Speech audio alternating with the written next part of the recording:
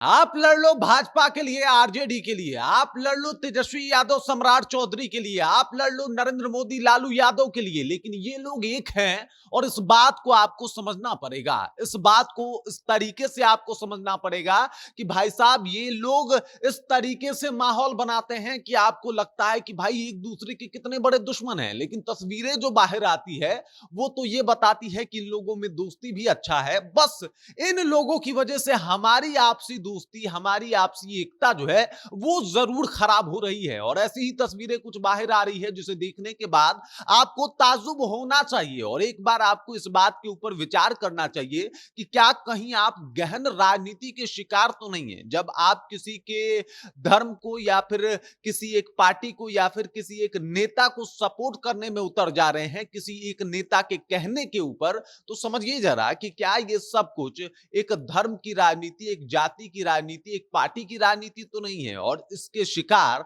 हम लोग तो नहीं है, हमें बस वोट बैंक की तरह यूज तो नहीं किया जा रहा। सब कुछ आपको विस्तार पूर्वक बताएंगे, सब कुछ से आपको रूबरू कराएंगे, लेकिन उससे पहले मेरा परिचय जान लीजिए। मेरा नाम है रजत और आप जनता जंक्शन देख रहे हैं। आपको बता दूं कि ये आप तस्वीरें देखिए और तस्वीरें देख के आप अंदाजा लगा सकते हैं।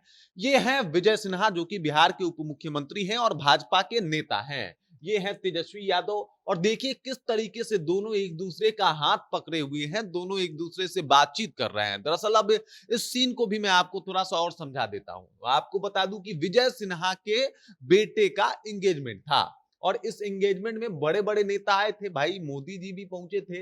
लेकिन इस दौरान एक तस्वीर और देखने को मिली और इस तस्वीर में आप साफ तौर पे देख सकते हैं कि तेजस्वी यादव और विजय सिन्हा एक दूसरे के हाथ पकड़े खड़े हैं, एक दूसरे से बातचीत कर रहे हैं, गले मिल रहे हैं और मुस्कुरा रहे हैं। ऐसा ही एक तस्वीर आपने देखा था जब आरिफ मोहम्मद खान जो कि राज्यपाल हैं बिहार के, उनके यहाँ पार्टी था तो सब लोग एकदम टेबल पे बातचीत कर रहे थे, सबके चेहरे पे मुस्कुराहट थी। यहाँ पे आप साफ तौर पे देख सकते हैं तेजस्वी यादव को और यहां पे देख सकते हैं सम्राट चौधरी को। आपको ये दिखा देता हूं कि होली मिलन का एक कार्यक्रम था, उस दौरान तेजस्वी यादव और सम्राट चौधरी एक दूसरे को होली में गुलाल लगा रहे थे, अबीर लगा रहे थे।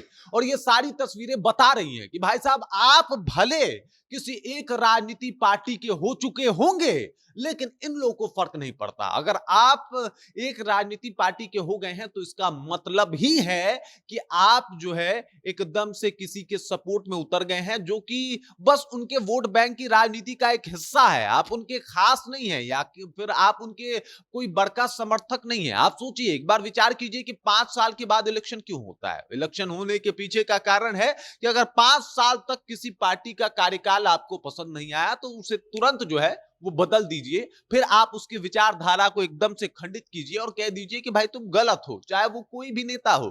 और इसी वजह से 5 साल बाद जो है वो चुनाव होता है। इसका मकसद ये होता है कि अगर 5 साल तक वो कुछ कर नहीं पाया, 5 साल बहुत बड़ा टाइम होता है जिसमें आपको करके दिखाना होता है कि आप कुछ बेहतर कर सकते हैं। और 5 साल में अगर आप कुछ किए नहीं, जनता के साथ खड़े नहीं हुए, तो अब चुनाव दोबारा होगा और जब चुनाव होगा तो जनता सबक सिखा देगी। हम गुलाम थोड़े हैं भाई, हम जनता हैं, हम लोकतंत्र के सबसे बड़े सिपाही और पहरेदार हैं। अगर हम एक्टिव नहीं हुए और पार्टी जाति धर्म के नाम पे बढ़ते रहे तो भाई साहब ये बात आप समझिए कि हमारा राजनीतिकरण किया जाता है, हम लोगों को एक दूसरे के खिलाफ भड़काया भी जाता है, हम लोगों को एक दूसरे से जो है वो अलग भी दिखाया जाता है। और यहाँ पे साफ तौर पे देख सकते हैं ये लोग साथ दिखेंगे, बड़े प्यार से दिखेंगे, एक थाली में खाते हुए दिखेंगे और ये सब तस्वीरें बताती है कि ये लोग ठीक हैं।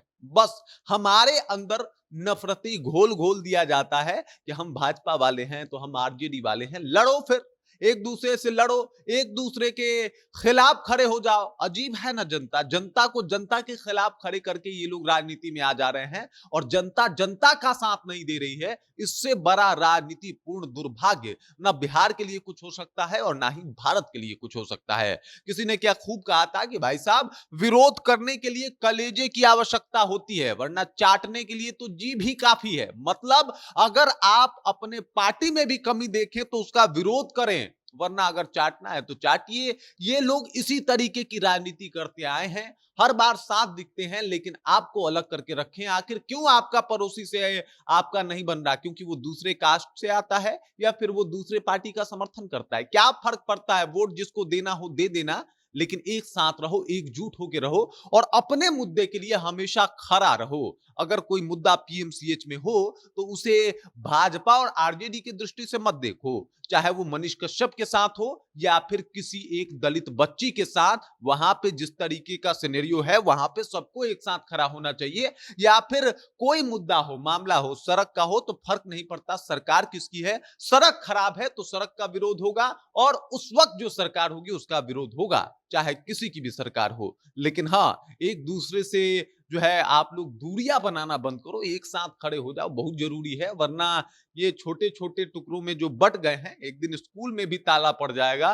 क्योंकि अपने जात का स्कूल चाहिए होगा सबको, अपने बिरादरी का स्कूल चाहिए होगा सबको, अपने धर्म का स्कूल चाहिए होगा सबको। किसी को शिक्षा का मंदिर या शिक्षा का स्कूल नहीं चाहिए होगा। बाकी इस खबर, इस जानकारी को लेके और जैसी तस्वीरें बाहर आ रही है उस बात को लेके आप क्या सोचते हैं? आपके जहन में क्या कुछ चल रहा है? कृपया कमेंट करें, अपना विचार हम तक पहुंचा दें। कुछ ज्ञानी पंडित भी आके कमेंट करेंगे, हो सकता है कुछ लोग गालियां भी दे इस बात पे, उसे भी सहर्ष स्वीकार है। बाकी आप देख रहे हैं जनता जंक्शन और मेरा नाम रजत है।